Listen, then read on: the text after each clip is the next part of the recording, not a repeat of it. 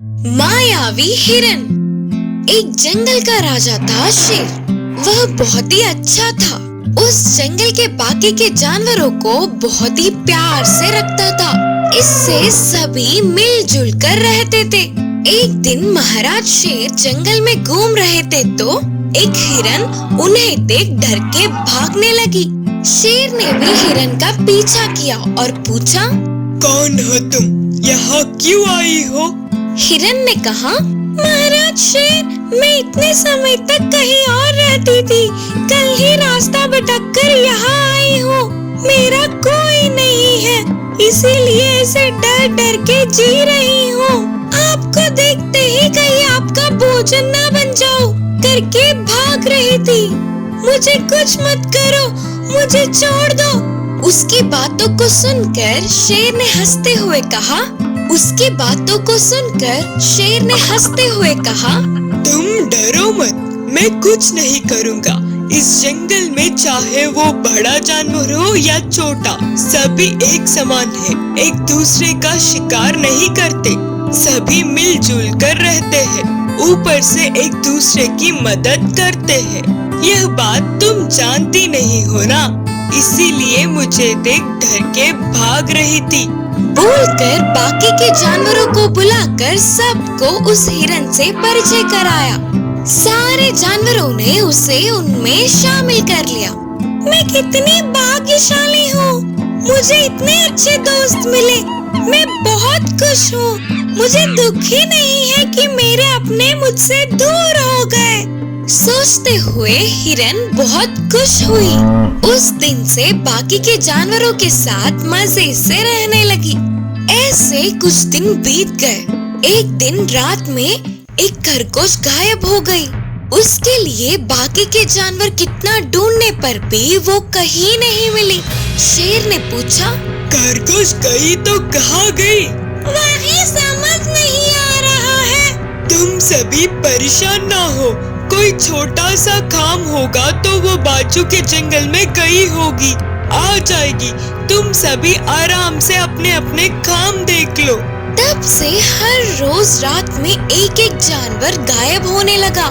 मुर्गियाँ गायब हो रही थी। बकरी, बैल, हाथी को उठाकर ले जाने वाला भूत।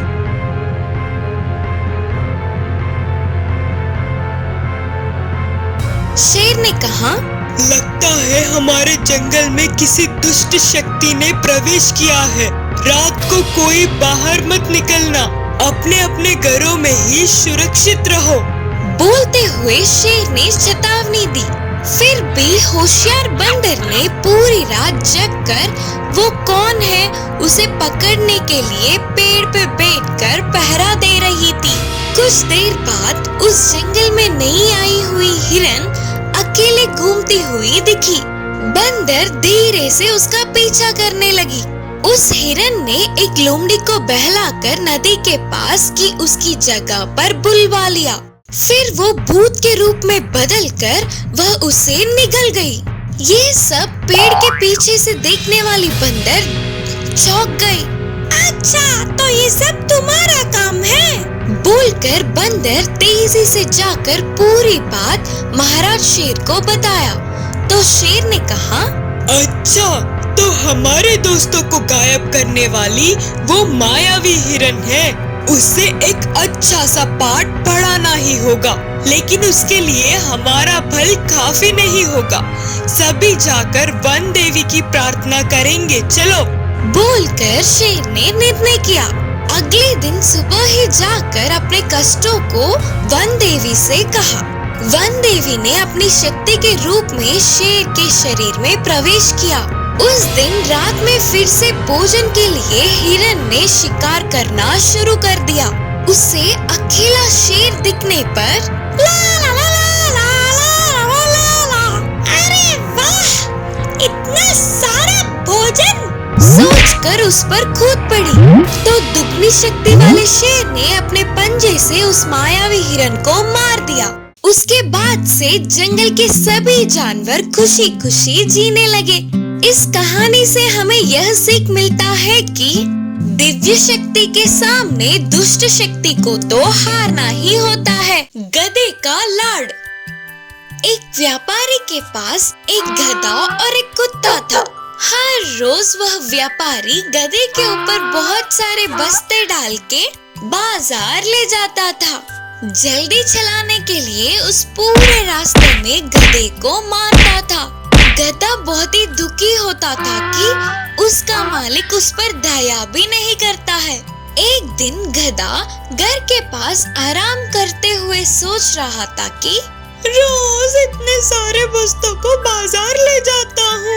इतनी मेहनत करने के बावजूद भी मालिक को मुझ पर थोड़ी भी प्यार और दया नहीं आती। हमेशा मुझे मारता रहता है। खराब और बासी का पुराना खाना मुझे देता है और वही उस कुत्ते को बहुत सारा लाड और प्यार करता है। वो कोई काम नहीं करेगी तो भी उसे शान से देखता है। उसे तो मांस भी खिलाता है, दूध भी पिलाते हुए अच्छे से देखभाल करता है। बोलते हुए उदास हो रहा था गधा। ऐसे सोचते सोचते उसे एक उपाय मिली। गधे ने सोचा, आज एक काम करती हूँ, कुत्ते की तरह मैं भी भौंकता हूँ। वो उन्हें चाटती है ना, मैं भी उन्हें चाटूंगा। तब मालिक खुश होकर मुझे भी कुत्ते की तरह देखभाल करेगा, लाड प्यार देगा। शाम होते ही मालिक घर लौट आया। तुरंत गधा जोर से चिल्लाने लगा। उसके पास जाकर पूंछ हिलाना शुरू कर दिया। कुत्ते की तरह वो भी उसे चाटने लगा। ये सब मालिक को अजीब लगने से वह चिढ़ गया।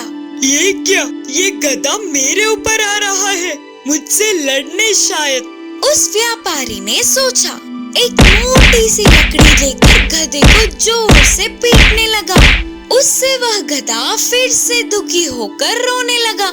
इस कहानी की शिक्षा है कि हमारा व्यवहार हमारी तरह ही होना चाहिए, किसी और की तरह हमें नहीं बदलना चाहिए। बंदर का जाप। एक बार एक जंगल में एक बंदर रहता था। वो एक पेड़ के नीचे आंख बंद करके बैठा था। जब एक लोमड़ी वहां से गुजर रही थी तो उसने उसे देखा और कहने लगी, शायद ये बंदर दिन भर चोरी कर कर थक गया होगा, इसीलिए अब आंख बंद कर कर आराम कर रहा है। और वो वहां से चली गई। रास्ते में उसे जो भी जानवर मिलता वो उससे यही बात कहती थी। थोड़ी देर बाद जब वहां से एक भालू गुजर रहा था तो उसने भी बंदर को देखा और कहने लगा, शायद ये भी मेरी तरह खूब खाकर आराम कर रहा होगा। वो भी इतना कहकर वहां से चला गया। रास्ते में उसे जो भी जानवर मिलता वो उससे यही बात दोहराता था। कुछ देर बाद वहां एक कौवा उड़ता हुआ आया। जब उसने बंदर को देखा तो कहने लगा, पता नहीं इसे कौन सी बीमारी हो गई है जो ये इस तरह आंखें बंद करके बैठा हुआ है। इतना कहकर वो भी उड़ गया। कुछ देर बाद वो अपने दोस्तों के पास गया और यही बात उनको कहने लगा। कुछ देर बाद वहाँ एक खरगोश भी आया। उसने बंदर को देखा और कहने लगा, शायद ये बहुत दिनों से भूखा होगा, इसीलिए उसे चक्कर आकर बेहोश हो गया होगा। वो भी वहाँ से चला गया। रास्ते में उसे जो भी जानवर मिलता वो भी उससे यही बात कहता था। कुछ ही देर में ये बातें जंगल के राजा तक पहुँच गई। वो बहुत ज्यादा शक्की था। जैसे ही उसने ये बात सुनी वो कहने लगा, मुझे लगता है शायद मेरे खिलाफ कोई साजिश रच रहा होगा। कुछ देर बाद सभी जानवर राजा के साथ मिलकर बंदर के पास आ गए। ऊपर से सबको एक साथ जमा हुआ देखकर एक चील भी नीचे आ गई और पूछने लगी कि सब इकट्ठा क्यों हैं। सब अपने अपने विचार उसके सामने कहने लगे। सबके विचारों को सुनकर उसने कहा, ये सब तो ठीक है, पर ये सब गलत भी तो हो सकता है। क्यों ना हम सब इसके बारे में बंदर से ही पूछ लें। सब जानवर मिलकर और जोर जोर से आवाजें करने लगे। उनकी आवाजें सुनकर बंदर की आंख खुल गई और चील ने उसे सब कुछ बता दिया। जब बंदर ने चील की बातें सुनी तो वो जोर जोर से हंसने लगा और कहने लगा, नहीं नहीं, ये सब गलत है। पिछली बार जब मैं गांव गया था तो मैंने एक आदमी को ऐसे ही जाप करते देखा। जाप करने से मन को शांति मिलती है। बंदर की बातें सुनकर चील कहने लगी, किसी भी चीज को देखकर उसके बारे में अफवाह बनाना बहुत आसान है, लेकिन उसके बारे में अच्छी बातें बताना बहुत मुश्किल है। चील की बातें सुनकर सभी जानवरों को अपनी गलती का एहसास हो गया। उन्होंने बंदर से माफी मांगी और वहाँ से चले गए। बंदर भी दोबारा अपने जाप में वापस लग गया। शेर की तरह बदलने वाली पप्पी। एक जंगल था। उस जंगल में एक साधु आश्रम का निर्माण करके वहीं पे ध्यान में लीन रहता था। किसी के भी मदद मांगने पर हमेशा मदद करता। उनकी इस अच्छाई को सारे जानवरों ने जान लिया। हर तरह के जानवर आश्रम में आकर खुशी से खेलते थे। और तो और जंगली जानवर भी बाकी के पालतू जानवरों से मिलजुल कर रहते थे। एक दिन उस साधु के आश्रम में न जाने कहां से एक पप्पी आई और उस साधु को वह बहुत प्यारी लगने पर वह पालने लगा। एक दिन पप्पी आश्रम से बाहर आकर जंगल में कुछ दूर तक गई। ऐसे अकेले जा रहे पप्पी को एक चीता ने देखा। तुरंत उसके पीछे पड़ गया। वह पप्पी जल्दी जल्दी भाग के साधु के पीछे छुपकर अपने डर का कारण बताया। तब उस साधु ने पप्पी को अपनी शक्ति से उसे चीता के रूप में बदल दिया। अब चीता बनने वाला पप्पी फिर से जंगल में गई। इस बार उसके पीछे एक बाघ पड़ा। वह फिर से साधु के पास जाकर मदद मांगी। तब साधु ने उसे बाघ की तरह बदल दिया। उस रूप से जंगल में जाने वाली पप्पी को एक जंगली हाथी ने उसका रास्ता काटा। तो इस बार साधु ने तो उसे शेर ही बना डाला।